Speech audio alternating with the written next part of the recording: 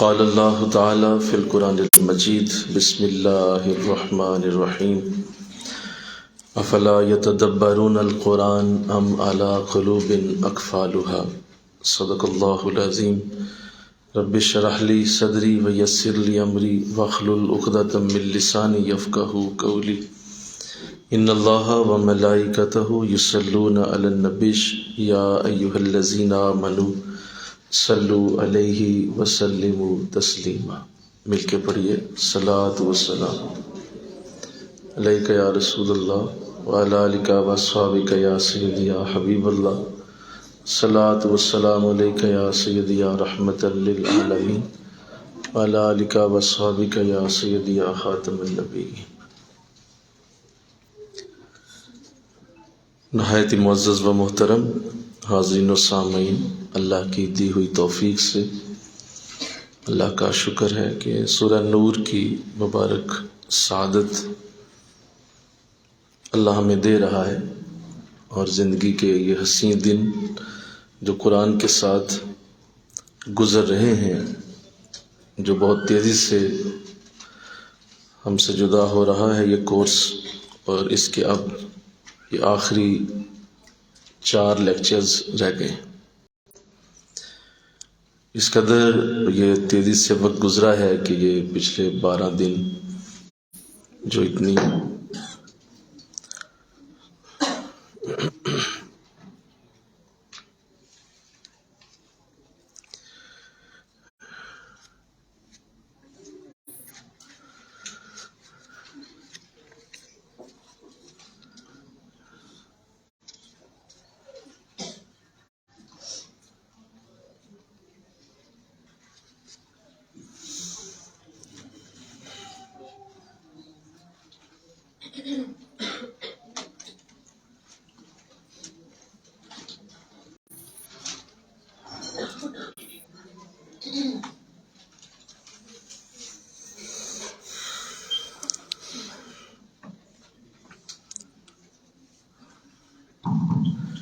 اتنی تیزی سے یہ وقت گزرا ہے، جو یہ پچھلے 12 دن گزر گئے ہیں، آپ بھی تھوڑا سا خیال کریں تو یقیناً آپ بھی اس بات کی گواہی دیں گے کہ ان 12 دنوں میں ایسا محسوس ہوتا رہا جیسے اللہ ہر دن جنت میں ہی گزارنے کا موقع دے رہا ہے، اور قرآن کے ساتھ ایک خوبصورت وقت کی یادیں اور قرآن کے ساتھ ایک محبت کا انداز ان 12 دنوں میں اللہ نے ہمیں عطا فرمایا۔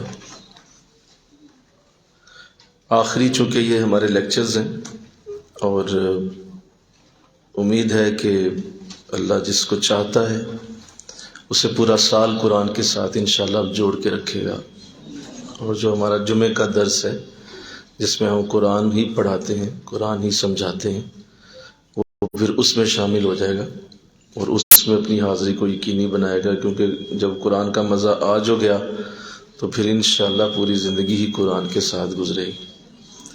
تو اللہ آپ سب کو توفیق دے۔ خواتین کے لیے بھی 3 بجے سے لے کر 5 بجے تک ہر جمعے کو انتظام یہاں ہوتا ہے، اور مردوں کے لیے جمعہ کی جو نشست ہے وہی قرآن کا درس ہوتی ہے اور وہی قرآن کی کلاس ہوتی ہے۔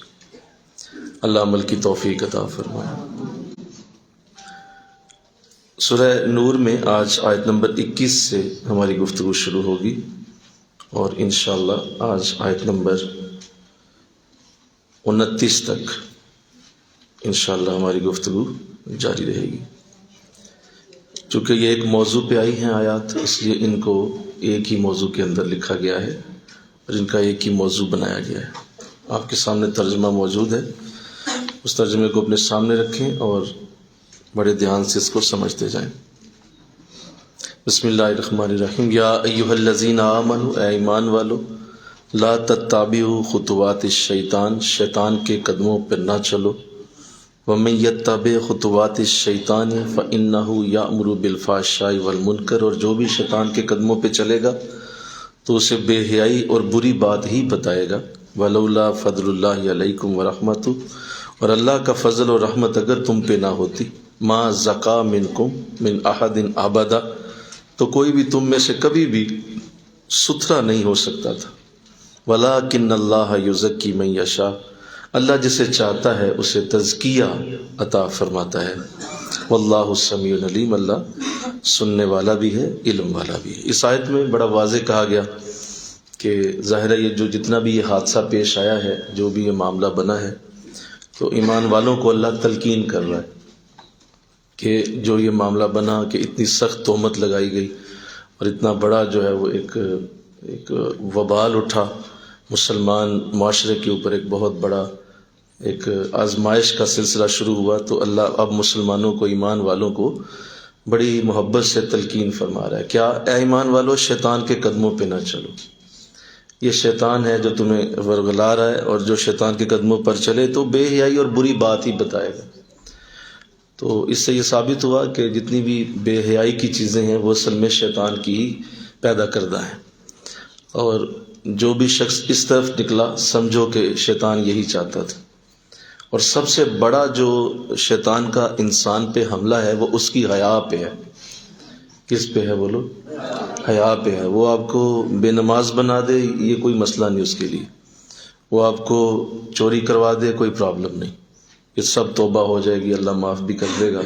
بہت سارے اور بھی ایسے گناہ ہیں، لیکن جس کی وہ حیا ختم کر دے، اس سے بڑا کوئی اس کے ساتھ وہ شیطان کا وار نہیں ہے کہ آپ کی حیا ختم ہو گئی۔ اس لیے آقا اسلام نے ارشاد فرمایا کہ اگر تیرے اندر حیا نہیں ہے تو جو جی چاہے کر۔ اب تمہیں نہ قرآن روک سکتا ہے، نہ حدیث روک سکتی ہے، نہ کوئی جمعے کا خطبہ روک سکتا ہے، نہ کوئی عالم دین کی بات تجھے سمجھ آئے گی، نہ ماں باپ روک سکتے ہیں، تجھے کچھ بھی روکنا ممکن ہی نہیں، کیونکہ تیرے اندر حیا کوئی نہیں۔ تو بے حیائی کا انداز جو ہے وہ اصل میں شیطان کا وار، اور یہی شیطانیت ہے کہ وہ بے حیا ہے، اور اسی طرف لوگوں کو وہ راغب کرتا ہے کہ اب دیکھیں نا، انسان جتنی بھی نیکیاں جب کرتا ہے اور کوئی بھی ایسی چیز جو اس کو اس نیکی کے اوپر کاربند رکھتی ہے وہ حیا ہوتی ہے، اور جس نیکی سے وہ پیچھے ہٹتا ہے وہ بے حیائی کی وجہ سے پیچھے ہٹتا ہے، اور بس وہ حیا ہی ہوتی ہے جو اسے روک رہی ہوتی۔ کسی بھی جگہ کوئی برائی ہو رہی ہے تو اگر وہ جانے لگا ہے وہاں تو اس کے اندر ایک جذبہ اٹھتا ہے، یار نہیں، یہ تیرا کام نہیں ہے، تیری یہ جگہ نہیں، تیری یہ منزل نہیں۔ وہ جو اندر یہ جو آواز آئی ہے یہ حیا ہے، اسے حیا کہتے ہیں کہ یار یہ تیری یہ جگہ نہیں ہے، کیا تو کر رہا ہے یہ؟ تو بس وہیں سے اس کی جو ہے وہ بریک لگ جاتی ہے اور اللہ اسے بچا لیتا ہے۔ تو جس کے اندر یہ نہیں ہے وہ کسی بھی جگہ بیٹھا ہے، بے شک اس کو بے شک کعبے کے اندر آپ کعبہ شریف کے سامنے بٹھا دیں، اور اگر وہ حیا میں نہیں تو کعبے کے اندر بھی باز نہیں آئے گا۔ تو اس لیے کہا کہ اصل میں یہ تمہیں بے حیائی اور بری بات ہی کی طرف لے کے جائے گا، اور بڑا خوبصورت آگے لفظ اتارا، وَلَوْلَا فَضْلُ اللَّهِ عَلَيْكُمْ وَرَحْمَتُهُ، اللہ کا فضل اور رحمت اگر تم پہ نہ ہوتی تو تم میں سے کوئی بھی ستھرا نہیں ہو سکتا تھا۔ یہ جو تم برکتیں لے رہے ہو، رحمتیں لے رہے ہو، اور تم اپنی قلب اور روح کی صفائیاں کروا رہے ہو، تزکیہ لے رہے ہو، یہاں لفظ ہے ما زکا، یہ زکا مطلب تزکیہ، وہ جو ہم نے تزکیے والی آیت پڑھی تھی سورہ اعلیٰ میں، یاد کریں، یہ وہی ہے جو میں نے اس میں عرض کی تھی، آپ کو یاد ہوگا کہ اس میں اللہ واضح فرما رہا ہے کہ میں تزکیہ کرتا ہوں لوگوں کو، صفائی میری طرف سے آتی، ہدایت میری طرف سے، تو کوئی بھی تم میں ستھرا نہیں ہو سکتا تھا اگر میں نہ چاہتا۔ اور آگے فرمایا ہاں اللہ جسے چاہتا ہے اسے ستھرا کر دیتا، اسے تزکیہ دے دیتا ہے۔ تو اس سے مراد اللہ کی چاہت ہوتی ہے اس کے ساتھ، اللہ کی چاہت اس کے ساتھ، اور اللہ سنتا اور جانتا ہے۔ آگے فرمایا وَلَا يَأْتَلِ أُولُو الْفَضْلِ مِنْكُمْ وَالسَّعَةِ أَنْ يُؤْتُوا أُولِي الْقُرْبَى وَالْمَسَاكِينَ وَالْمُهَاجِرِينَ فِي سَبِيلِ اللَّهِ، اور قسم نہ کھائیں وہ جو تم میں فضیلت والے اور گنجائش والے ہیں، قرابت والوں اور مسکینوں اور اللہ کی راہ میں ہجرت کرنے والوں کو دینے کی، اور چاہیے کہ معاف کریں اور درگزر کریں۔ وَلْيَعْفُوا وَلْيَصْفَحُوا أَلَا تُحِبُّونَ أَن يَغْفِرَ اللَّهُ لَكُمْ وَاللَّهُ غَفُورٌ رَحِيمٌ، اور چاہیے کہ معاف کر دیں اور درگزر کریں۔ کیا تم اسے دوست نہیں رکھتے کہ اللہ تمہاری بخشش کرے، اور اللہ بخشنے والا مہربان۔ یہ آیت کریمہ حضرت ابوبکر صدیق رضی اللہ تعالیٰ عنہ کے حق میں نازل ہوئی، کیونکہ آپ نے حضرت مستہ جو کہ ان 4 لوگوں میں سے تھے جنہوں نے اس بات پہ اعتبار کیا، اور انہوں نے ایسی گفتگو فرما دی کہ جس سے بڑی دل آزاری ہوئی حضور کے گھرانے کی، تو حضرت مستہ بھی انہی میں سے۔ تو حضرت مستہ کو رضی اللہ تعالیٰ عنہ، آپ کو حضور سیدنا ابوبکر رضی اللہ تعالیٰ عنہ ماہانہ کچھ رقم دیا کرتے تھے، ان کی مدد کیا کرتے تھے، اور ان کو جو ہے وہ ان کے معاملات میں ماہانہ سالانہ آپ انہیں دیا کرتے تھے، اور ان کی بہت زیادہ آپ نے محبت سے بڑے عرصے سے آپ ان کے ساتھ ایسا فرما رہے، یہ عمل ہو رہا تھا۔ لیکن جب آپ کو پتا چلا کہ مستہ نے ایسا کہا ہے، تو آپ نے قسم کھا لی کہ اب میں کبھی بھی اس کی مدد نہیں کروں، اب میری طرف سے سارے پیسے بند، اب اس کا خرچہ بند، یہ جو میں اس کے ساتھ پیار کرتا تھا اب وہ کبھی بھی نہیں ہوگا، میں قسم اٹھاتا ہوں میں یہ نہیں کروں۔ تو اللہ نے دیکھیے کتنی خوبصورتی سے سیدنا صدیق اکبر کو خاص طور پہ اور بالعموم قیامت تک کے مسلمانوں کو ایک بڑی اچھی نصیحت کی ہے کہ قسم نہ کھائیں جو تم میں فضیلت والے اور گنجائش والے ہیں۔ اس میں حضرت ابوبکر کا فضل والا ہونا ثابت ہو گیا، اور یہ جو ہم افضل البشر کہتے ہیں آپ کو، وہ قرآن کی اسی آیت سے کہتے ہیں کہ اللہ نے آپ کو فضل والا کہا، کیا فضل والے ہیں، اور نہ قسم کھائیں آپ، اور گنجائش والے بھی ہیں، قرابت والوں اور مسکینوں اور اللہ کی راہ میں ہجرت کرنے والوں کو دینے کی۔ کہا نہ ایسا نہ کریں، انہوں نے معافی مانگ لی ہے تو آپ انہیں جو ان کی مدد آپ کیا کرتے تھے آپ انہیں دے دیا کریں۔ تو حضرت ابوبکر رضی اللہ تعالیٰ عنہ کو جب یہ علم ہوا کہ میرے حق میں یہ آیت کریمہ نازل ہوئی، تو آپ نے فرمایا کہ میں اپنی قسم توڑتا ہوں، اور میرے رب نے جو مجھے حکم دیا ہے میں اسے پورا کروں، اور آپ نے وہ وظیفہ دوبارہ مقرر کر دی۔ اور آگے ارشاد فرمایا واللہ غفور الرحیم، اللہ بڑا معاف کرنے والا ہے، رحیم ہے، لہٰذا اگر اللہ رحیم ہے تو تم بھی رحیم بنو، اللہ غفور ہے تم بھی معاف کرنے والے بنو، اور اس معاملے کو جانے دو۔ اس سے ایک اور بات بھی ثابت ہوئی کہ اگر کسی جگہ ایسا معاملہ بنے کہ آپ نے کوئی قسم اٹھائی ہے کسی کام کے بارے میں، اور بعد میں احساس ہوا کہ یہ میں نے قسم غلط اٹھا لیا، یا وہ کام بہتر تھا، اسے کر لینا چاہیے تھا، اور میں نے نہ کرنے کی قسم اٹھا لی، تو بزرگوں نے لکھا کہ اسے چاہیے کہ وہ اسے توڑ دے اور وہ نیک کام کر دے، وہ کام کر لے اور اس قسم کو رہنے دے، اللہ کی بارگاہ سے معافی مانگے۔ آگے ارشاد فرمایا ان الذین یرمون المحصنات الغافلات المؤمنات لعنوا فی الدنیا والآخرہ، بے شک وہ لوگ جو انجان پارسا ایمان والیوں کے اوپر بہتان لگاتے ہیں، ان پر دنیا اور آخرت میں لعنت ہے، وَلَهُمْ عَذَابٌ عَظِيمٌ، اور ان کے لیے بہت بڑا عذاب۔ تو اس آیت کریمہ میں بات واضح کر دی کہ یہ آیت عبداللہ بن ابی کے لیے نازل کی گئی، کیونکہ ظاہر ہے وہ اس پورے واقعے کا مرکز تھا، خاص طور پہ یہ آیت اس کے لیے اتری کہ اس نے ایک پارسا عورت کے اوپر، اور وہ بھی ایسی پارسا کہ وہ نبی کے گھرانے والی تھی، اور ایسی نیک خاتون تھی اور انجان تھی۔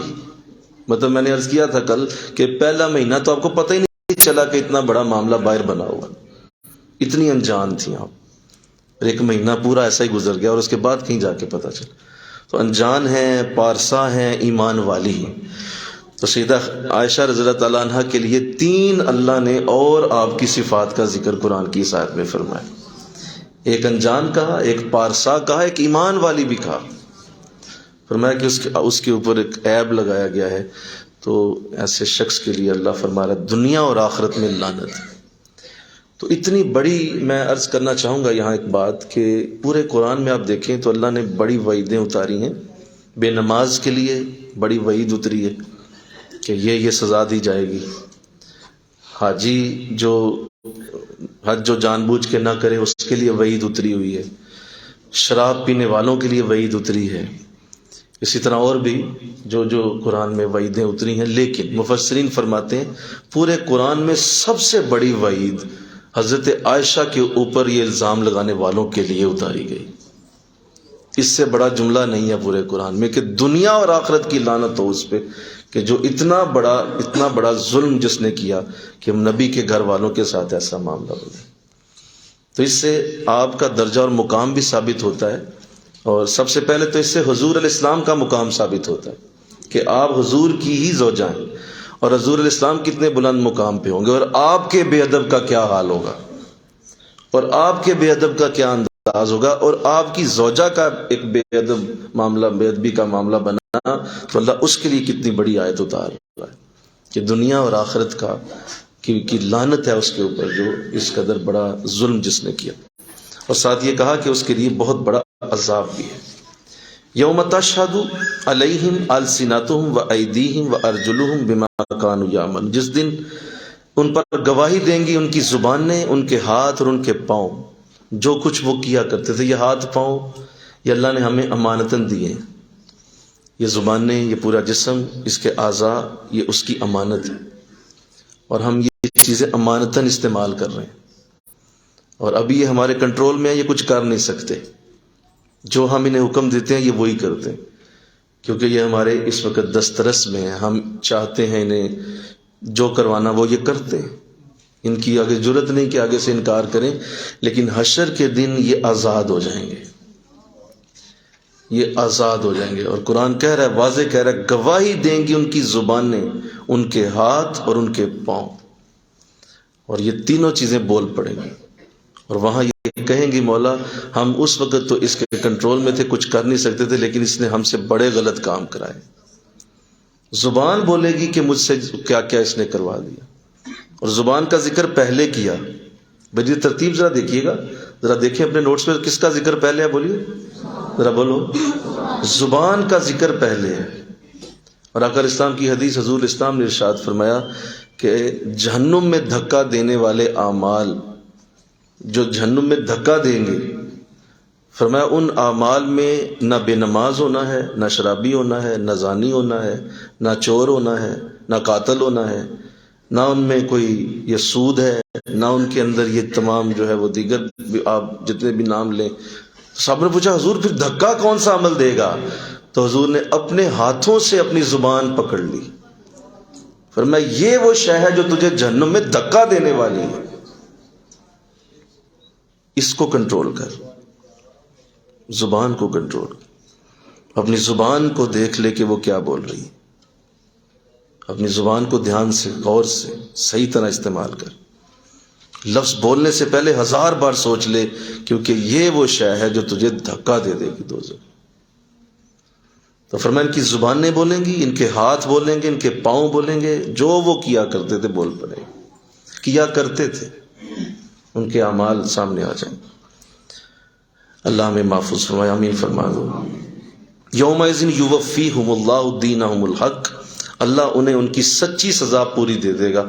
وَيَعْلَمُونَ أَنَّ اللَّهُ هُوَ الْحَقُّ الْمُبِينُ، اور جان لیں گے کہ اللہ ہی حق ہے، انہیں پتہ چل جائے گا۔ اس دن آ جاؤ گے حالات کی زد میں، کسی دن ہو جائے گا معلوم خدا ہے کہ نہیں ہے۔ آج تو نہیں نا اس چیز کا اندازہ ہوتا، لیکن اس دن تمہیں اندازہ ہو جائے گا کہ اللہ ہی حق تھا اور اللہ کی وہ باتیں سچ تھی۔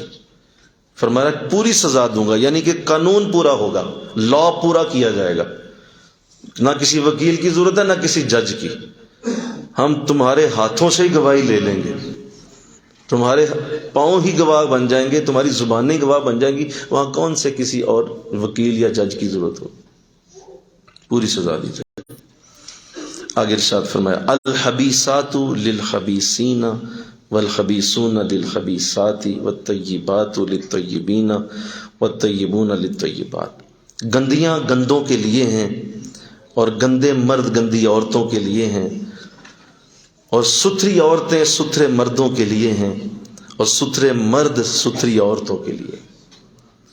قرآن کا یہ فیصلہ آپ کے سامنے ہے، اور قرآن اس پہ خشک ہو چکا ہے، یہ قلم بند ہو چکا ہے، اس پہ کوئی دو رائے نہیں ہے۔ اللہ نے جو جوڑا بنایا وہ ایک جیسا ہے، اور اس پہ کبھی بھی اپنی بیوی کو بلیم نہ کرو، یا بیوی شوہر کو بلیم نہ کرے کہ تو بہت ہی برا ہے، نہیں، تو اس سے بھی بری ہے، اور کوئی بیوی کو یہ نہ کہے تو بہت بری ہے، نہیں، تو اس سے زیادہ برا ہے، کیونکہ قرآن کا فیصلہ تمہارے سامنے ہے، اللہ نے دونوں کو اکٹھا رکھنا ہے۔ گندے مرد بول دو سارے، گندی عورتوں کے لیے، ختم ہوگی بات۔ کس بات کی تمہیں اب ٹینشن رہ گئی ہے؟ اللہ بننے نہیں دیتا، دو ضدیں کٹھی نہیں ہو سکتی، اس دنیا کا اصول ہے کہ آپ دو ضدیں اکٹھی نہیں کر سکتے. بدبو خوشبو ایک جگہ پہ نہیں ہو سکتی، دونوں میں سے ایک ہی ہوگی، یا بدبو ہے یا خوشبو ہے. نیکی بدی اکٹھی نہیں ہو سکتی، کبھی بھی نہیں ہو. زندگی موت بولو اکٹھی نہیں ہو سکتی، ممکن ہی نہیں. پانی اور آگ بولو سارے اکٹھا نہیں ہو. روشنی اور اندھیرا یہ کبھی اکٹھا نہیں ہو سکتا. اللہ نے اس کائنات میں یہ اصول اتنا اٹل رکھا ہوا ہے کہ اس پہ کوئی کمپرومائز نہیں، یہ ہو ہی نہیں سکتا.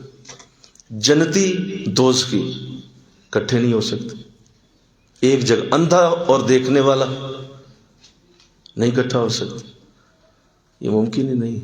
تو جب یہ سب کچھ اکٹھا ممکن نہیں ہے تو ایک برا مرد بری عورت، ظاہر یہ بھی سچ ہو گیا. ایک نیک عورت اور برا مرد ممکن ہی نہیں.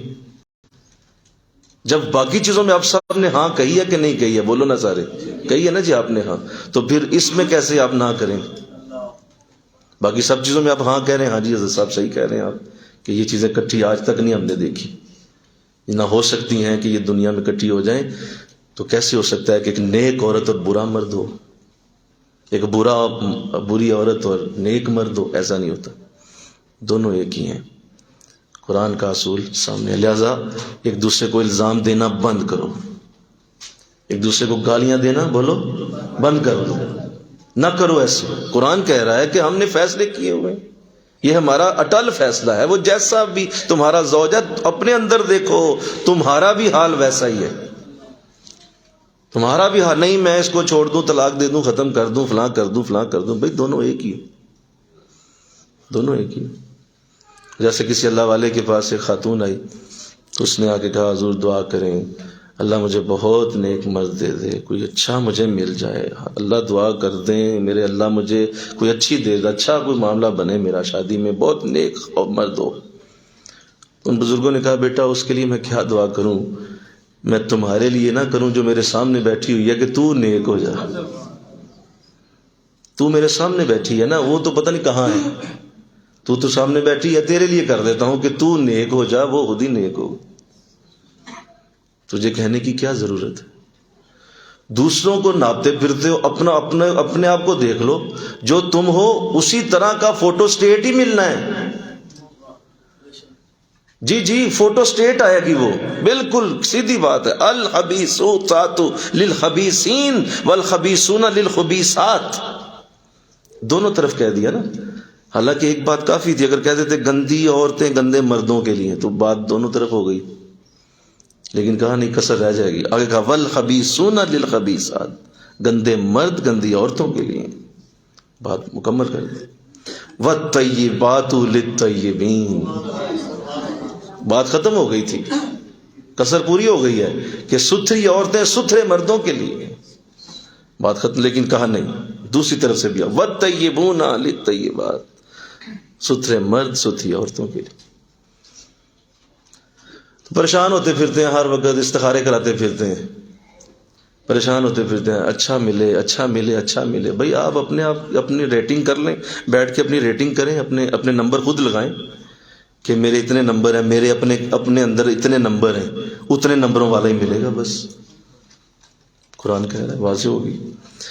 تو یہ اصل میں ایک تو بہت بڑا اصول بھی سامنے آیا، اور دوسرا یہ سیدہ عائشہ رضی اللہ تعالی عنہا کی بہت بڑی برات بھی اتری کہ تم یہ کہہ رہے ہو کہ ان کا ایسا معاملہ بنا ہے، تو بتائے جن کی زوجہ ہیں وہ کون ہیں، وہ کتنے طیب ہیں، وہ کتنے پاک ہیں. ارے ان کی زوجہ ہے تو ہم نے ان کے لیے پاک ہی رکھی ہوگی. تو بات پوری کائنات کو بھی سنا دی، اور حضرت عائشہ کا درجہ اور مقام بھی بیان ہو گیا رضی اللہ تعالی عنہ کہ وہ کتنی صاف اور ستھری ہیں. اولئک مبرعون، اور وہ لوگ پاک ہیں ان باتوں سے، مما یقولون، جو لوگ کہہ رہے ہیں. یہ ہے وہ برات والی آیت، یہ ہے وہ آیت جو حضرت عائشہ رضی اللہ تعالی عنہ کے لیے اتری ہے. اور اس آیت پہ آ کے یہ بات ختم کر دی گئی کہ وہ لوگ بری ہیں، وہ بری ہیں ان باتوں سے جو یہ کہہ رہے ہیں. ان کے لیے بخشش اور عزت کی روزی، لہم مغفرۃ ورزق کریم، حضرت سیدہ عائشہ رضی اللہ تعالیٰ عنہ اور حضرت صفوان رضی اللہ تعالیٰ عنہ، ان دونوں کے لیے اللہ نے مغفرت اور بخشش کی روزی کا وعدہ فرمایا کہ تم کہہ رہے ہو کہ ایسا کام کرنے والے، نہیں نہیں، یہ تو بڑے پاک لوگ ہیں اور اللہ نے انہیں پاک کر دیا ہوا ہے، اور جو لوگ باتیں کر رہے ہیں وہ غلط۔ تو یہ آیت نمبر 26 تک یہ سلسلہ رہا، اور میں نے جیسے عرض کیا تھا آیت نمبر 10 سے یہ سلسلہ شروع ہوا، ان الذین جاؤوا بالافک، آیت نمبر 10 سے یہ شروع ہوا، اور آیت نمبر 26 تک یہ 16 آیتیں میری ماں کے لیے اللہ نے اتاری، اور قیامت تک کے لیے جگمگاتی رہیں گی۔ اور سیدہ عائشہ رضی اللہ تعالیٰ عنہ کی برات ہر حافظ تراویوں میں پڑھے گا، دنیا سنے گی، ہر مفسر لکھے گا، ہر بیان کرنے والا سورہ نور کو اسے بیان کرے گا کہ یہ کتنی عظیم سعادت تھی۔ اللہ اکبر۔ آگے ارشاد فرمایا یا ایھا الذین آمنوا، یہاں تک اب معاملہ ختم ہو گیا، تو اب جو آج کی ہماری بات ہے اس پہ آئیے۔ یا ایھا الذین آمنوا، اے ایمان والو، لا تدخلوا بیوتا غیر بیوتکم حتی تستانسوا، اپنے گھروں کے سوا اگر دوسرے گھروں میں نہ جاؤ جب تک اجازت نہ لے لو، وتسلموا علی اہلھا، اور ان کے رہنے والوں پر سلام نہ کر لو، ذالکم خیر لکم لعلکم تذکرون، یہ تمہارے لیے بہتر ہے اگر تم غور سے سمجھ لو یہ بات، تو یہ بہت بہتر بات بتائی ہے۔ تو گھروں میں جانے کے ادب میں اللہ نے آیت کریمہ اتاری کہ آپ جب بھی کسی کے گھر جائیں تو اللہ حکم دے رہا ہے کہ کوئی بھی بغیر اجازت کے اندر داخل نہ ہو۔ یہ بھی ایک ظاہر ہے ایک گھر کے اندر رہنے والوں کے لیے ایک پردے کی بات ہے۔ ظاہر ہے کہ آپ باہر سے اندر جا رہے ہیں، تو اگر آپ نے بغیر اجازت کے اندر چلے گئے تو وہ لوگ کس حالت میں بیٹھے، تو یہ مناسب نہیں ہے۔ تو ہمیشہ کے لیے اس بات کا خیال رکھنے کا حکم دیا گیا کہ کوئی بھی ایسا نہ کرے۔ حضور اسلام نے ارشاد فرمایا کہ اگر کوئی شخص تمہارے گھر میں تمہاری اجازت کے بغیر اندر جھانک لے اور تم اس کی آنکھ میں کوئی تیر مار کے اس کی آنکھ نکال دو تو تمہیں اس پہ کوئی گناہ نہیں ہوگا۔ تمہیں اجازت، تیر مار دو اس کی آنکھ کے اندر جو بغیر اجازت کے اندر جھانک رہا ہے، منع کیا گیا۔ تو اسلام جو ہے وہ اپنے ماننے والوں کو ایک بڑی پیاری، بڑی خوبصورت، بڑی نازک ادب کی بات سکھا رہا ہے کہ اجازت کے بغیر نہیں۔ اور پھر اس ضمن میں پھر بہت ساری حدیثیں بھی آئیں، آقا اسلام نے فرمایا کہ 3 بار اجازت لی جائے۔ کتنی بار؟ 3 بار، یعنی وہ دستک دی جائے اور دروازے کے سامنے نہ کھڑا ہوا جائے، دائیں یا بائیں کھڑا ہو جائے تاکہ اگر دروازہ کھلے تو اندر نظر نہ جائے، اندر نظر نہ پڑ جائے، لیفٹ پہ یا رائٹ پہ کھڑا ہو جائے اور ایک دفعہ دستک دے، دوسری دفعہ دے، تیسری دفعہ دے۔ اگر 3 بار دروازہ نہ کھلے تو دل میں کوئی ملال لائے بغیر واپس چلا جائے۔ کوئی دل میں ملال نہ لائے کہ دیکھیں میری بے عزتی ہوگی، میں تو آیا تھا اور دیکھو دروازہ نہیں کھلا۔ تو ایک تو یہ، اور اس میں بھی اور بھی احتیاط کا حکم دیا گیا کہ اگر آپ نے کسی گھر جانا ہے تو پہلے اس سے ٹائم لیں، پہلے اس سے پوچھیں کہ میں کس وقت آؤں، میرے لیے آسانی اور آپ کے لیے آسانی ہو جائے گی، مجھے بتا دیں میں کون سا وقت آپ کے لیے بہتر ہے، اس وقت آ جاؤں۔ تو حضور اسلام نے یہ بھی فرمایا کہ اگر کوئی بغیر اجازت کے کسی گھر آتا ہے تو جو وہاں رہنے والے ہیں، میزبان ہیں، انہیں اجازت ہے کہ وہ اس کے لیے دروازہ ہی نہ کھولیں دروازہ، کہ بھئی آپ بغیر پوچھے آئے ہیں، ہمارا اس وقت اندر کوئی اہم کام ہو رہا ہے، کوئی بہت سارے معاملات ہیں، بہت سارے اندر چیزیں ہیں، بہت سارے ہم مصروفیات کے اندر ہیں، اور آپ بغیر پوچھے یا بغیر اجازت کے بغیر ٹائم لیے آ گئے، لہٰذا اسے اجازت ہے کہ وہ دروازہ ہی نہ کھولے۔ وہ تو محبت ہے اس کی کہ آپ کے لیے آپ نے بیل دی تو اس نے آپ کو اندر بلا لیا، ورنہ اگر وہ چاہتا تو وہ کہتا کہ جی میں اس وقت نہیں مل سکتا، تو وہ کہہ سکتا ہے، اسے اجازت۔ تو یہ کہا گیا کہ پہلے پوچھ لو کہ کون سا وقت بہتر ہے، تاکہ اسے بھی پتہ ہو کہ آپ نے آنا ہے اور آپ نے بھی پتہ ہو کہ جانا ہے، تو دونوں کی ملاقات اچھے انداز میں ہو۔ ورنہ ہو سکتا ہے کہ وہ میزبان اس وقت سو رہا ہے، کسی اہم کام میں مصروف ہے، وہ آپ کو اس طرح نہ ذہنی طور پہ تیار ہے ملنے پہ، نہ اس کا کوئی سوچ ہے، اچانک آپ آ ٹپکے ہیں اور آپ نے آ کے جو ہے وہ دما چوکڑی مچا لی ہے، اور اب آپ سوچ رہے ہیں کہ مجھے پروٹوکول بھی دیا جائے، تو یہ تو غلط ہے۔ پروٹوکول کیسے ملے؟ بھائی پورا ٹائم لے کے آئے نا، پہلے آپ وقت لے کے آئے۔ تو کیا خوبصورت میرے قرآن کا انداز ہے، میں کہتا ہوں نا سبحان اللہ، کیا انداز ہے۔ اے ایمان والو، اپنے گھروں کے سوا کسی گھر میں بھی جاؤ تو اس وقت تک اندر نہ جاؤ جب تک اجازت نہ لے لو، پوری طرح سے پروٹوکول دیا کہ بھائی نہیں ایسا کریں. اور ان کے ساکنوں پر سلام کہو، جو وہاں رہتے ہیں باقاعدہ سلام کرو سب کو، السلام علیکم کے الفاظ سے انہیں مخاطب کرو. تو یہ میرے نبی علیہ السلام کا طریقہ بھی تھا، اور آپ ہمیشہ جب بھی گھر میں آتے تھے تو سب سے زیادہ سلام میں پہل کرنا یہ حضور کے اوپر ہے، اور آپ بہت زیادہ سلام کیا کرتے تھے. اور صحابہ کو بھی آپ نے سلام کی اتنی عادت ڈالی. میں نے سیدنا صدیق اکبر کا اس دن بھی آپ کے سامنے واقعہ رکھا تھا کہ آپس میں سلام کرنا کتنا ان لوگوں کو حضور نے سکھایا ہوا تھا، جو آج ہم بالکل ہی بھول گئے ہوئے ہیں، ذرا بھی سلام کرنے کی توفیق نہیں، اور سوچتے ہیں کہ شاید یہ کوئی مطلب پہلے سلام کرنا کوئی چھوٹا ہونے کی علامت ہے. حالانکہ دو لوگ اگر سلام کرتے ہیں تو آقا اسلام نے ارشاد فرمایا کہ سلام لینے اور دینے میں 80 نیکیاں تقسیم ہوتی ہیں، اور 79 نیکیاں وہ لے جاتا ہے جو پہلے سلام کرتا ہے. 79. لو تو جواب دینے والے کے لیے بولو ایک نیکی رہ گئی. تو بتائیے بڑا کون ہوا؟ جو پہلے کر گیا. اور پھر حضور اسلام نے فرمایا کہ دونوں سلام کیا کرو. تو فرمایا آقا اسلام نے جب یہ آپ نے فرمایا تو صحابہ نے پوچھا حضور یہ بتا دیجئے کہ اللہ کے نزدیک کون بڑا ہے، کہ سلام پہلے کرنے والا یا بعد میں کرنے والا؟ فرمایا پہلے کرنے والا اللہ کے نزدیک بڑا ہوتا. جواب جو ہے وہ دینے والا اللہ کے نزدیک بڑا نہیں، بڑا وہ. تو اللہ توفیق دے. فَإِن لَمْ تَجِدُوا فِيهَا أَحَدًا فَلَا تَدْخُلُوهَا حَتَّى يُؤْذَنَ لَكُمْ. اور اگر ان میں سے کسی کو نہ پاؤ جب بھی مالکوں کی اجازت کے بغیر ان میں نہ جاؤ. یعنی اگر آپ کسی ایسے گھر میں گئے ہیں جس میں کوئی بھی نہیں رہتا، خالی گھر ہے، اب آپ خالی گھر کے اندر جانا چاہتے ہیں، تو خالی گھر کے اندر اگر آپ نے جانا ہے تب بھی دیکھیے کتنا باریک ادب ہے کہ پہلے اس گھر کے مالک سے پوچھ لو کہ میں اندر چلا جاؤں یا نہ جاؤں. حالانکہ خالی اندر کوئی بھی نہیں رہتا، لیکن پھر بھی کہا کہ تم نے بغیر مالکوں کی اجازت کی ان میں نہ جاؤ. وَإِن قِيلَ لَكُمْ ارْجِعُوا فَارْجِعُوا هُوَ أَزْكَىٰ لَكُمْ. اور اگر تم سے کہا جائے واپس چلے جاؤ تو واپس چلے جاؤ، یہ تمہارے لیے بہت ہی بہتر ہے، بہتر ہو گیا. اور وہ نہیں ملنا چاہتے تو کوئی بات نہیں، اس پہ برات واپس لے جانے کی کیا ضرورت ہے؟ اس پہ تمہاری عزت پہ کوئی حملہ تو نہیں ہو گیا؟ مطلب ایک بندہ نہیں اس وقت ملنے کی پوزیشن میں، وہ کہہ رہے جی آج نہ آئیں، آپ کل آ جائیے، پرسوں آ جائیے، تو چھوڑ دیں، آپ واپس آ جائیں. قرآن کہہ رہے کہ تم واپس ہو جاؤ، یہ تمہارے لیے بہت ستھرا ہے. واللہ بما تعملون علیم. اللہ تمہارے کاموں کو جانتا ہے. لیس علیکم جناح ان تدخلوا بیوتا غیر مسکونۃ فیہا متاع لکم. اس میں تم پر کچھ گناہ نہیں ہے کہ ان گھروں میں جاؤ جو خاص کسی سکونت کے نہیں ہے اور ان کے برتنے کا تمہیں اختیار ہے. یعنی مالک نے تمہیں اجازت دی ہوئی ہے کہ بھائی جب بھی آ جاؤ، آ جانا، اندر کوئی بھی نہیں رہتا یہاں پہ، لہٰذا تم نے چلے جانا ہے. واللہ یعلم ما تبدون وما تکتمون. اللہ جانتا ہے جو تم ظاہر کرتے ہو اور جو تم چھپاتے ہو. تو چونکہ یہ بڑا سینسٹیو ایشو ہے، آپ دیکھیں کہ گھروں کے اندر اگر بغیر اجازت کے کمروں میں جانا اور ایک دوسرے کے کمروں کے اندر گھس جانا، اس سے بہت ساری بے پردگیاں ہوتی ہیں. اور ایک صحابی جو ہیں انہوں نے حضور سے یہ بات پوچھی کہ حضور یہ اتنی تفصیل سے قرآن نے اجازت کا کہا، میں تو اپنے گھر میں ہوتا ہوں تو وہاں بھی کیا یہی ہوگا؟ تو فرمایا ہاں، اگر تمہارے گھر میں تمہاری ماں بھی اکیلی ہے تو بھی اجازت کے بغیر اندر نہ جاؤ. حالانکہ ماں اور بیٹے کا کتنا پیارا رشتہ ہے. فرمایا حضور وہ تو میری ماں ہیں. تو فرمایا تمہیں یہ اچھا لگتا ہے کہ تم اپنی ماں کو برہنہ دیکھو؟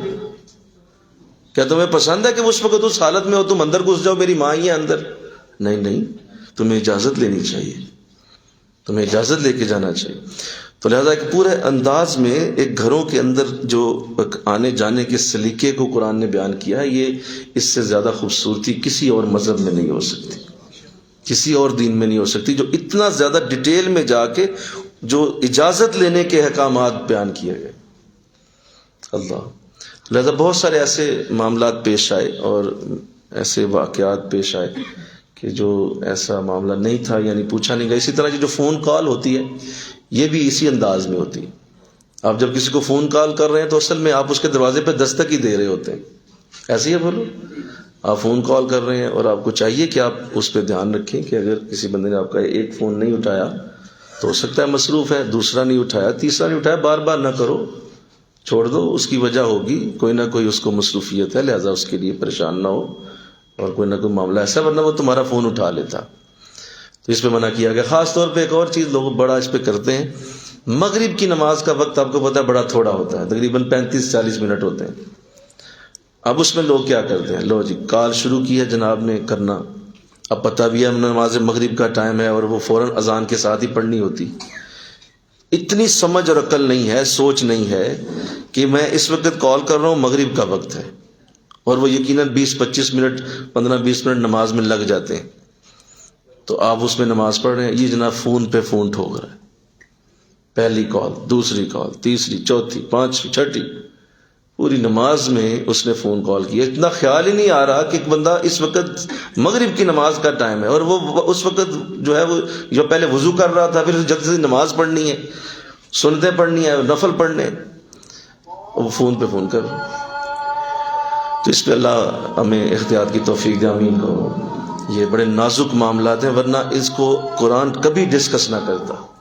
قرآن نہ ایسی بات کرتا جو بالکل ایک عام سی لگ رہی ہے آپ کو، اور آپ کو لگ رہی ہے کہ نہیں یار یہ تو کوئی بچوں کو بھی سمجھا سکتا ہے، نہیں، یہ بڑی اہم بات، اس میں بڑے بڑے معاملات ہیں، بڑی اس کے اندر جو ہے وہ ایک خوبصورتی ہے، بڑا پیار ہے کہ باقاعدہ پہلے میسج کر کے ٹائم لینا اور پہلے پوچھ لینا کین آئی کال، کیا میں کال کر لوں، وہ پڑھیں گے ہاں ٹھیک ہے، اپنے حساب سے وہ بتا دیں گے اتنے بجے کر لو، بتاؤ یہ ادب ہوا کہ نہ ہوا، کتنا خوبصورت ادب ہو گیا، کیا میں کال کر لوں، فون پہ فون ٹھوک رہے ہیں، اور پھر نہیں اٹھایا تو پھر ناراض ہو رہے ہیں، ہم سے ناراض ہو جاتے ہیں لوگ، بڑے لوگ ناراض ہو جاتے ہیں کہ جی دیکھیں آپ ہماری کال ہی نہیں اٹھاتے۔ میں کہ آپ کی کال اٹھانا ثواب ہے کیا؟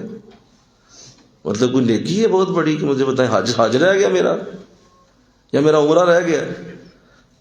بھائی نہیں اٹھائی گئی، کئی معاملات ایسے ہوتے ہیں، نہیں آپ دیکھیں فون ہی نہیں اٹھاتے، آپ یہ کرتے ہیں، آپ وہ کرتے، پھر ناراض ہوتے ہیں آگے سے، تو اس کو یوں سمجھ لیتے ہیں کہ جیسے جو ہے وہ کوئی رشتہ داری ٹوٹ گئی ہے میری۔ تو اس طرح بہت ساری چیزیں ہیں اور اس میں لوگ بڑا اس پہ بڑی غیرت کا مظاہرہ کرتے ہیں۔ تو لیکن یہ ضرور کریں کہ اگر کوئی ایسا معاملہ بنا ہے کہ کوئی آپ کے پاس آیا تھا اور آپ جواب نہیں دے سکے تو آپ ضرور اس کو بعد میں ملیں، خود پہنچیں اس تک کہ بھائی اس دن تم آئے تھے تو اس کے بعد بات نہیں ہو سکی، تو بتائیے آپ کی کیا حاجت تھی، میں حاضر ہوں۔ اور اس طرح اگر آپ کو کال آئی آپ کو نہیں اٹھائی گئی تو دوبارہ اسے نہ کرنے دیں، خود کریں اسے کہ جناب آپ میں فارغ ہوں، بتائیے کیا حکم ہے۔ اور یہی عظمت ہے کہ آپ خود اسے ریورس کال کریں، اور آپ اس کی مس کال دیکھ بھی چکے ہیں پھر بھی آپ بیٹھے ہوئے کہ کوئی بات نہیں خود ہی کرے گا، جنہوں کام میں آپ ہی کر لے گا، یہ کیا بات ہوئی؟ آپ کو پتہ ہے نا اس نے تیرا دروازہ کھٹکایا تھا، تو آپ اب فارغ ہیں، آپ کال کریں اسے، ضرور کریں۔ تو یہ آپ کی عظمتوں کی علامتیں ہیں، یہ آپ کی محبتوں کی علامتیں ہیں، یہ ایک پیار ظاہر ہوتا ہے، اس سے آپ کا ایک توجہ، ایک انداز ظاہر ہوتا ہے کہ اس بندے کو کسی کی پرواہ ہے۔ بالکل ہی آپ جواب نہ دیں تو یہ غلط ہے، اس کو ضرور پوچھیں کہ جی آپ کی مجھ سے کال مس ہو گئی، میں نہیں اٹھا سکا، تو اب بتائیے کیا حکم۔ تو اس کا دل بھی خوش ہوگا، ایک ادب بھی پورا ہو جائے گا، محبت بھی پوری ہو جائے گی، اور اللہ رسول کا یہ فرمان بھی پورا ہو جائے گا کہ قرآن میں اللہ نے کہا کہ بھائی تم نے اجازت لینی اور ہر صورت اجازت کے ساتھ چلنا۔ اللہ آگے ارشاد فرمایا، آخری آیت ارشاد فرمایا، قل للمؤمنین یغضوا من ابصارہم ویحفظوا فروجہم ذلک ازکی لہم ان اللہ خبیر بما یصنعون۔ مسلمان مردوں کو حکم دو کہ اپنی نگاہیں نیچی رکھیں اور اپنی شرمگاہوں کی حفاظت کریں، یہ ان کے لیے بہت زیادہ پاکیزگی کا سبب ہے، بے شک اللہ کو ان کے کاموں کی خبر ہے۔ تو پہلے تو مردوں کو حکم دیا، آگے عورتوں کا بھی حکم آ رہا ہے، وہ ہم کل پڑھیں گے انشاءاللہ۔ مردوں کو پہلے حکم دیا ہے کہ ہر صورت وہ اس پہ عمل کرے۔ قل، اے نبی آپ فرمائیے کیا، للمؤمنین، مومنوں کو فرما دیجئے، یغضوا من ابصارہم، اپنی نگاہوں کو نیچے کر لو، نیچی نظریں، کل کی خبریں، میرے نبی کی شان ہے نا یہ، نیچی نظریں کل کی خبر۔ تو نظروں کو نیچا رکھنا یہ مردوں کو کتنا خوبصورت لگتا ہے، کتنی خوبصورتی ہے اس کے اندر کہ مرد کے اندر بھی حیا کا ایک عنصر پایا جائے، اور قرآن واضح حکم دے رہا ہے کہ تمہیں سامنے کھل کے دیکھنے کی اجازت نہیں، اپنی نظروں کو سنبھال کے رکھو، کیونکہ یہ یاد رکھیے کہ حضور کی حدیث ہے، آقا اسلام نے ارشاد فرمایا کہ مومن کی نظر اللہ کی کرم سے، اللہ کے فضل سے صرف پاک جگہوں پہ پڑتی ہے۔ اور فرمایا کہ یہ نظر شیطان کے تیروں میں سے ایک تیر ہے، اور اس نے اگر اس تیر کو استعمال کر لیا تو یہ نشانے پہ جا کے لگتا ہے۔ لہذا اپنی نظروں کی حفاظت کرنا یہ اولیاء کرام کے تمام اصولوں کو اگر کھولا جائے تو سب سے بڑا اصول ہے کہ نظروں کی حفاظت کی جائے، اپنی نظروں کو روکا جائے، اور ایسے مناظر کی طرف توجہ کرنے سے اپنے آپ کو پاک رکھا جائے۔ کیونکہ نظر کی مثال ایک دروازے کی طرح ہے، اگر آپ کے گھر کا دروازہ کھلا ہے تو ہر کتا بلا اندر آئے گا، آپ اسے روک نہیں سکیں گے۔ اگر چلو کتا بلا نہ بھی آئے تو گرد اور مٹی اڑ کے ضرور اندر آ جائے گی، کیونکہ گھر کا دروازہ آپ نے کھلا رکھا ہے۔ تو ایسے ہی انسانی نظروں کا حساب ہے، آپ نے اگر نظر کو نہ کنٹرول کیا تو پھر یہ ہر قسم کی گندگی دل تک جا پہنچے گی، ہر قسم کی برائی دل تک جا پہنچے گی، کیونکہ آپ کا دروازہ کھلا ہوا ہے۔ تو نظروں کو نیچی رکھنے کا حکم مردوں کو پہلے دیا گیا۔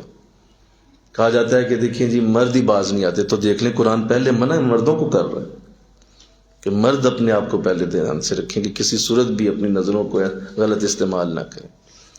اور آقا اسلام نے اس پہ بڑی سخت آپ نے تعریف فرمائی، اور آپ نے ارشاد فرمایا کہ اگر کسی شخص کو تم بے چین و بے قرار دیکھو، سمجھ لو کہ یہ نظروں کو صحیح استعمال نہیں کرتا۔ یہ بے چینی، بے قراری، انزائٹی، ہر وقت اپنے آپ کو بے چین محسوس کرتے رہنا، اس کے پیچھے نظریں، اور یہ دل فوراً اثر لیتا ہے، جو بھی یہ دیکھتا ہے اس کے اوپر اثر اتنی تیزی سے آ جاتا ہے کہ آپ سوچ نہیں سکتے، یہ بہت تیزی سے اثر لیتا ہے، اچھی چیز کا بھی بری چیز کا۔ ڈائریکٹ کنیکشن دل کے ساتھ ہے نظر کا، لہذا ہر صورت اس کو دھیان سے استعمال کرو۔ آپ کو وہ حدیث یاد ہوگی کہ آقا اسلام نے فرمایا کہ اگر کوئی کعبے کو پہلی نظر سے دیکھے تو اللہ اس کی فوراً وہ دعا جو دل میں آئے یا زبان پہ آئے قبول فرماتا ہے۔ پہلی دعا جو کعبے کو دیکھ کے کی جائے۔ یہ کیا ہوا جی؟ ایسا کیا ہوا؟ ہوا یہ ہے کہ نظر تمہاری اس کائنات کی بڑی پاک چیز پہ پڑ گئی ہے، لہذا وہ پاکی اس سے ٹکرا کر واپس آئی ہے، اور واپس آ کے تیرے دل میں گئی ہے، اور تیرے دل کو بھی وہی کعبے جیسی پاکی مل گئی ہے، لہذا اب جو کہو گے اللہ دے دے گا تجھے، کیونکہ تیرا دل اسی غلاف میں لپٹ گیا ہے جس میں کعبہ لٹا ہوا ہے، تیرا دل پاک ہو گیا، سامنے سے وہ نظر ریفلیکٹ ہوئی۔ تو اتنی اس کی اہمیت، اتنی اہمیت۔ تو لہذا ہر وقت جو ہے وہ ایسی چیزوں کو دیکھتے رہنا، اور ایسی چیزوں کو ہر وقت آپ جو ہے وہ اگر دیکھتے رہیں گے تو آپ کی نظروں میں وہ حیا ختم ہو جائے گی، آہستہ آہستہ وہ پھر بے حیائی آئے گی۔ پھر جب ایسی نظروں کو آپ بار بار استعمال کریں گے، پھر ہاتھ قابو میں نہیں رہیں گے، پھر جسم قابو میں نہیں رہے گا، خیالات قابو میں نہیں رہیں گے، پھر آپ نکلتے نکلتے کہیں نکل جائیں گے، اور پھر خیال آئے گا کہ یہ میں نے کیا، وہ سارا شروع ہی ہوا تھا نظر سے۔ لہذا قرآن اسے بلاک کر رہا ہے، اسے بلاک کر دو۔ ہر صورت اس کے اوپر دھیان رکھو، کسی صورت بھی اس کو غلط استعمال نہ ہونے دو۔ نظروں کو صحیح رکھنا بہت بڑی، میں کہتا ہوں یہ عبادتوں میں سے عبادت ہے۔ اور حضور اسلام کی حدیث سے فرمایا جس نے کسی کے اوپر نظر ڈالی، پہلی نظر ڈالی تو پہلی معاف ہے، فرمایا کہ وہ تو اچانک پڑ گئی، دوسری ڈالی تو وہ گناہ ہے۔ اب پہلی جو ہے ڈالی تھی اسی وقت نظر پھیر لی، اور دوسری نہیں ڈالی، تو آقا فرماتے ہیں اللہ اس کے بدلے اسے ایک ایسی عبادت عطا فرمائے گا جو اس کو مزہ دے گی۔ وہ جو مزہ اس میں آنا تھا نا، اس سے زیادہ مزہ اس عبادت میں پائے گا جو اللہ اسے بعد میں دے گا۔ اس نظر نہ اٹھانے کا اسے انعام دیا جائے گا، اسے انعام ملے گا کہ میں نے اپنی نظر کو روک لیا تھا۔ اللہ نماز میں ڈالے گا، قرآن میں ڈالے گا، درود میں ڈالے گا، کہیں بیٹھا ہوگا، ایسی کوئی عبادت کرنے کی توفیق ملے گی جو سر سے پاؤں تک مزہ دے گی اسے۔ تو بتاؤ وہ مزہ بہتر ہے یا یہ مزہ بہتر؟ بات مزہ لینا نا، تو نے بولو نا بھائی، تو مزہ قرآن میں لو نا، مزہ نماز میں لو نا، مزہ اللہ کے سجدوں میں لو نا، وہ آئے گا مزہ۔ فرمایا وہی چیز جو تمہارے لیے وہاں تھی اگر تم نے روک لی تو اللہ تمہیں ریورس کرے گا اسی جگہ پہ۔ لیکن آپ دیکھ لیں کیا حالات ہے. اس لیے مردوں کو پہلے منع کیا ہے کہ تم نے اپنے آپ کو ایسا بنانا ہی، روکنا ہے اپنے آپ. اور جوانوں کی جوانیاں آج جو اجڑ رہی ہیں، آج جو لوگ جو ہے بے اولاد ہوتے چلے جا رہے ہیں، جمز ہی ختم ہو گئے ہیں اولاد کے. اتنی بے حیائی، اتنی بےہودگی پیدا ہو چکی، اور اس قدر ظلم، اس قدر زیادتی کہ اس وقت تک نیند ہی نہیں آتی جب تک وہ مناظر نہ سامنے دیکھ. لگے رہتے ہیں، پھر کہتے ہیں نماز کو دل نہیں کرتا یار، قرآن کو دل نہیں کرتا. اتنے اچھی لوگ باتیں کرتے ہیں، مزہ نہیں آتا. بھائی مزہ کیسے آئے؟ ادھر آپ نیکی کی بات سنتے ہیں، ادھر ساتھ ہی اس پہ تیزاب ڈال دیتے ہیں. آپ مزہ کیسے آئے بھائی؟ ادھر آپ نے حضرت صاحب کے پاس جا کے بیٹھ کے توبہ کی ہے، اور شام ادھر ہی جا کے آپ نے پھر جو ہے اس کے اوپر پورے کا پورا گٹر پھینک دیا. تو ایسے ہی رہنا ہے ساری زندگی، یوں ہی چلنا ہے، کوئی اس کا فائدہ نہیں. لہذا اس لیے بزرگوں نے کہا اس کو روکنا بہت بڑی عبادت، بڑی عبادتوں میں سے. تم معمولی سمجھتے ہو کہ تم نظریں ادھر سے ادھر پھیر لو، یہ چھوٹی بات. یہ بڑی ٹریننگ کے بعد آتا ہے یہ لمحہ کہ آپ کی نظر چل رہی تھی اور آپ کو نظر آ گیا کہ یہ منظر غلط ہو گیا، ساتھ ہی نظر ادھر کر لیا.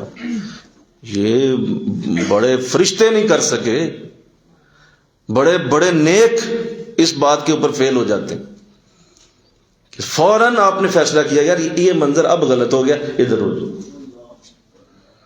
کیا بات، تمہاری نماز کام آ گئی، تمہارا ذکر کام آ گیا، تمہاری شب برات کامیاب ہو گئی، تمہاری شب قدر کامیاب ہو گئی، تمہارا قرآن پڑھنا پڑھانا کامیاب ہو.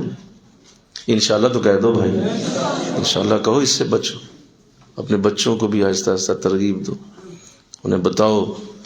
اور یہ عورتوں کی آیت چونکہ بعد میں ہے، میں ان سے بعد میں مخاطب ہوں گا، ان کے معاملہ ذرا اور سینسٹیو ہے کہ ان کے لیے عورتوں کو جب کہا گیا کہ آپ بھی نظروں کو نیچی رکھیں تو وہ تو بات بہت آگے جائے گی. لیکن مردوں کے لیے ہر صورت لازم، ہر صورت. اور اپنے اندر یہ وصف پیدا کریں. آقا علیہ السلام کے بارے میں صحابہ فرماتے ہیں کہ ہم نے حضور کو راستے میں چلتے جب دیکھا ہے تو حضور کی نظریں نیچے ہی رہتی. آپ ہلکا سا اوپر دیکھتے پھر نیچے دیکھ لیتے، پھر ہلکا سا اوپر دیکھتے پھر نیچے دیکھ لیتے، صرف اس لیے دیکھتے کسی سے ٹکرا نہ جاؤں، تاکہ کسی کو تکلیف نہ ہو، کسی کے اوپر پاؤں نہ آ جائے. تو آپ ہلکا سا دیکھ کے نظر نیچے رکھتے تھے. یہاں دائیں دیکھتے ہیں، بائیں دیکھتے ہیں، وہ دیکھتے ہیں، ادھر دیکھتے ہیں، ادھر دیکھتے ہیں. اس قدر عادت پڑی ہوتی ہے، ان نظروں کو مٹکانے کی ایسی عادت ہوتی ہے کہ وہ کنٹرول ہی نہیں ہوتی، اور ڈھونڈ رہی ہوتی ہے نظر کوئی ایسی شاید نظر آئے مجھے، پوری طرح ڈھونڈتے ہیں. اور پھر جب تک اسے دیکھ نہیں لیتے چین نہیں، تو پھر نماز میں کیا مزہ، کس طرح لیں گے آپ؟ قرآن میں مزہ کیسے لیں گے؟ سوال ہی پیدا نہیں ہوتا. اللہ اسی لیے فرمایا سنو یہ بات، تمہارا ایمان تازہ ہو جائے گا کہ جب کوئی شخص اپنی نظروں کو حفاظت سے رکھتا ہے اور نظروں کے اوپر وہ پہرا لگا لیتا ہے اور کہتا ہے کہ بھائی نہیں بس ختم ہو گئی بات، فرمایا اس کی نظریں ایسی ہوتی ہیں کہ وہ کسی پہ پڑ جائیں تو اسے نیک بنا دیتی ہیں. یہ جو اللہ والوں کی نظروں میں آنا کی بات کی جا رہی نا، وہ نظروں میں آنا یہ ہوتا ہے کہ وہ اتنی پاک نظر ہوتی ہے کہ وہ جس پہ پڑتی ہے اسے پاک کر دیتی، اور اس کا دیکھنا اور ہوتا ہے. وہ جب دیکھ رہا ہوتا ہے آپ کو اللہ والا، تو اس کی نظر کا پڑنا اور ہے، دل کی دنیا بدل جاتی، دل کی دنیا. اور جو بری نظر ہوتی ہے وہ جب آپ پہ پڑ رہی ہوتی ہے تو آپ کے اندر بے چینی پیدا کرتی. آپ کا جی چاہتا ہے یہ شخص مجھے کیوں دیکھ رہا ہے، اور یہ کیوں میرے اوپر نظر جمائے ہوئے ہے، اندر ایک بے چینی، کیونکہ وہ نظر کے اندر ایفیکٹ، نظر کے اندر اثر ہے. اگر نہ ہوتا تو اتنا بڑا انداز نہ ہوتا کبھی. کہ کہہ دو مومنین سے کہ اپنی نظروں کو نیچے کریں. لہذا اپنے آپ کو پوری طرح سے دھیان رکھیں. سوشل میڈیا آپ یوز کرنے والے لوگ ہیں، میں یہ نہیں کہتا اسے بند کر دیں، کیونکہ یہ ہو ہی نہیں سکتا، فضول بات ہے. آپ سے کہوں آپ اپنا سوشل میڈیا بند کر دیں تو نہیں، ممکن نہیں ہے. بہت ساری چیزیں اس پہ ایسی بھی ہوتی ہیں، بلکہ بہت ساری ہوتی ہیں جو آپ کو بہت ساری نیکی کی طرف لے جانے کی ذریعہ بن رہی ہوتی. تو اب آپ نے کرنا کیا ہے؟ سنو، آپ نے جو میڈیا دکھا رہا ہے وہ نہیں دیکھنا، جو آپ کی مرضی ہے صرف وہ دیکھیں. آپ جو وہ دکھانا چاہتے ہیں وہ نہ دیکھیں. آپ یہی تو وہ چاہ رہے ہیں کہ یہ میرا شکار بنے، میری جو توقع ہے وہ پوری ہو جائے، میں نے اس کو یہ دکھایا یہ دیکھ لے. آپ نے ایسا نہیں کرنا. ان کے سامنے ان کے آلہ کار نہ بنے. ان کی پروڈکٹ نہ بنے آپ اسے چھان پٹک کریں.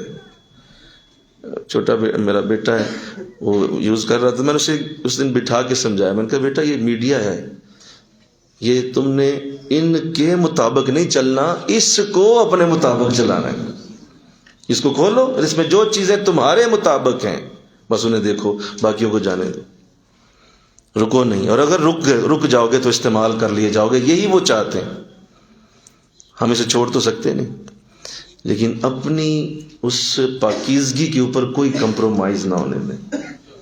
یہ ایسے ہی ہے جیسے آپ نے ایک بڑا خوبصورت سفید لباس پہنا ہوا ہے، اور وہ سفید لباس بڑا خوبصورت لگتا ہے، اور اس کے اوپر اگر آپ نے مارکر سے دھبا لگا دیا تو وہ دور سے بھی نظر آ جائے گا. زیادہ اس کو نہ آنے دیں آپ کہ بھائی میرا سفید لباس ہے، اس کی پاکیزگی، وہ ہلکا سا دھبا بھی نظر آئے گا. تو اس لیے نظروں کے اوپر جو معاملات ہیں وہ بہت بڑے ہیں. اور رسول اسلام آپ کی ساری زندگی میں بھی اس بات کو صحابہ نے دیکھا کہ جب یہ آیات نازل ہوئی تو سنو، یہ آیات نازل ہوئی تو حضور پہلے بھی آپ کی تو عادت پہلے سے ہی یہ تھی، اور آپ تو اسی طرح ہی تھے، اور قرآن تو بعد میں آیا، میرا نبی تو پہلے ہی قرآن والا ہے.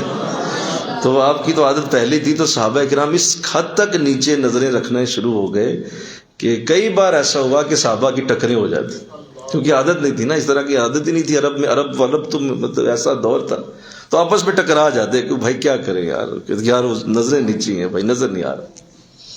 اس حد تک احتیاط شروع کر دی صاحب، اور جو ہے وہ پورا دھیان رکھنا شروع کر دیا. اور یہاں تک کہ حضور اسلام کے سامنے بیٹھے ہوتے تو بھی چہرے کی طرف نظر نہ اٹھاتے، کہ نظریں نیچی رکھنے کا حکم.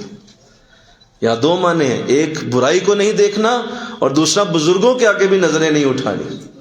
دونوں مراد کہ اپنی نظریں نیچی رکھو، دھیان نیچے رکھو. یہ حیا کی بہت بڑی علامت ہے، حیا کا ایک بہت خوبصورت انداز. اللہ تو اسلامی معاشرے کی بنیاد اللہ نے اس میں بنائی. اسلامی معاشرے کا ایک ایسا حسین وصف لوگوں کے سامنے رکھ دیا جو اگر میں سمجھتا ہوں اگر صحیح انداز میں اس کو اپنا لیا جائے تو کوئی ایسا وقت دور نہیں ہے کہ اسلامی معاشرہ وہی معاشرہ بنے جو مدینہ میں حضور نے بنایا تھا.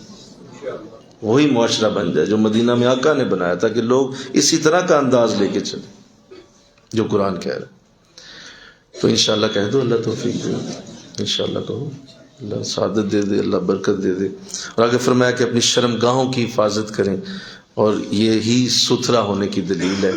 اور آخر میں فرمایا اللہ کو تمہارے سارے کاموں کی خبر ہے. تو یہاں تک آج آیت نمبر 30 تک پڑھنے کی سعادت حاصل ہوئی ہے. اور اس ضمن میں جو چند باتیں آپ کے سامنے رکھی گئی، اللہ مجھے آپ کو اس پہ عمل کی توفیق عطا فرمائے. ہمیں قرآن کا اللہ نور عطا فرمائے. وما علینا الا البلاغ. آمین. اللہم صلی علی سیدنا و مولانا محمد وعلی آل سیدنا و مولانا محمد وبارک وسلم. ربنا آتنا فی الدنیا حسنہ وفی الآخرۃ حسنہ وقنا عذاب النار. الہ العالمین، بڑی محبت سے تیرے قرآن سے یہ مولا خوبصورت آیات پڑھنے کا یہ حسین موقع ہے. سورہ نور کو پڑھنے پڑھانے کا تو نے موقع دیا. اللہ اپنی رحمت سے ہماری آج کی گفتگو کو قبول فرمایا جائے. اس میں جو خوبصورت باتیں پیش کی گئیں ہمیں اس پہ عمل کرنے کی توفیق نصیب. اور جو آج حاضر ہوا اس کو اسی مولا نور کے ساتھ مزین کر دے. جو قرآن نے پیش کیا ہمیں بھی ایسا ہی بنا دے.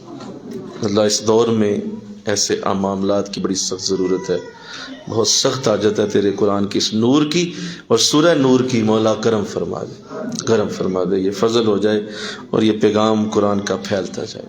لا حول ولا قوة الا باللہ العلی العظیم. وصلی اللہ تعالی رسول خیر خلقہ محمد وآلہ وصحبہ اجمعین برحمتک یا رب. السلام علیکم ورحمۃ اللہ وبرکاتہ. اذان دی.